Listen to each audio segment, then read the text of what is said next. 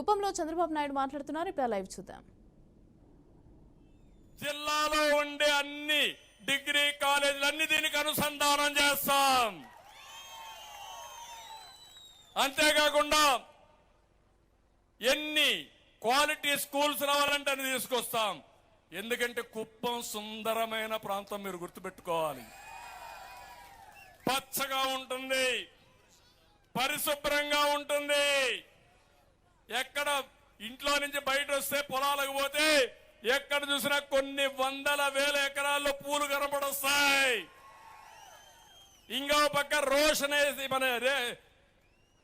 Mulberry వేసి బ్రహ్మాండంగా mulberry తోటలు కనపడొస్తాయి, కూరగాయలు కనపడొస్తాయి. పళ్ళు చూస్తే దారిలో పోతా ఉంటే కనీసం దొంగిలించి ఒక పండు తినాలని అలాంటి బ్రహ్మాండ రుచికరమైన పళ్ళన్నీ ఇక్కడే వస్తాయి. అన్ని ఉన్నాయి, మనం సరిగా ఉపయోగించుకోలేకపోయాం. మనం ఉన్నప్పుడు చేశాం, దుర్మార్గులు వచ్చి విధ్వంసం చేశారు. ఇప్పుడు చెప్తున్నా, కసిగా కక్షగా చేసి మీ రుణం తీర్చుకుంటారని మరొకసారి మీ అందరికీ హామీ ఇస్తున్నా. ఇక్కడ ఒక ఎడ్యుకేషన్ హబ్గా చేసి మీరు చదువుకోవాలంటే బెంగళూరు పోకుండా బెంగళూరు నుంచి కుప్పానికి వచ్చి చదువుకునే పరిస్థితి తీసుకొస్తా. ఈరోజు మెడికల్ కాలేజ్ ఉంటే బయట వాళ్ళు వస్తున్నారు, ఇంజనీరింగ్ కాలేజీ బయట వాళ్ళు వస్తున్నారు. రేపు రాబోయే రోజుల్లో కొన్ని వేల మంది పిల్లలు, అవసరమైతే కొన్ని లక్షల మంది పిల్లలు ఇక్కడికి వచ్చి చదువుకుంటే ఆర్థిక వ్యవస్థ బాగుపడుతుంది, ఈ ప్రాంతం అభివృద్ధి అవుతుంది, ఇండస్ట్రీస్ వస్తాయి. నేను ఒకటే చెప్తున్నా, డే 1 మొన్నే మనం కొన్ని ఇండస్ట్రీస్ తెచ్చాం, కానీ భవిష్యత్తులో మనం తెచ్చిన ఇండస్ట్రీస్ కూడా పోయాయి. మళ్లీ శ్రద్ధ పెడతా, ఇక్కడుండే యువతకు ఉద్యోగాలు కల్పిస్తా. మీకు ఉద్యోగాలు ఇవ్వడమే కాదు, వర్క్ ఫ్రం హోమ్ కూడా తీసుకొస్తా. మీ ఇంట్లో కూర్చొని ప్రపంచానికి అనుసంధానం చేస్తాను. అవసరమైతే ప్రతి ఒక్క మండల హెడ్ క్వార్టర్లో, మండలంలో 2 ప్రాంతాల్లో వర్క్ స్టేషన్లు కట్టి ప్రపంచ కంపెనీలు వచ్చి మీరు మీ ఇంటి దగ్గర వర్క్ స్టేషన్లో కూర్చొని మల్టీనేషనల్స్ గా పనిచేసేగా చేస్తానని చెప్పి కూడా నేను మీకు తెలియజేస్తున్నా. ఇంకో పక్క అందరినీవా పూర్తి చేస్తాం. అన్ని చెరువులకు నీళ్లు ఇస్తాం, అన్ని పొలాలకు నీళ్లు ఇస్తాం. త్రాగునీరు, సాగునీరు సమస్య శాశ్వతంగా పరిష్కారం చేస్తామని హామీ ఇస్తున్నా.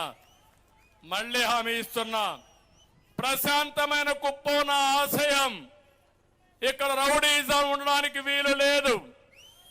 ప్రశాంతంగా ఉండాలి, క్లీన్ గా ఉండాలి, పరిశుభ్రంగా ఉండాలి.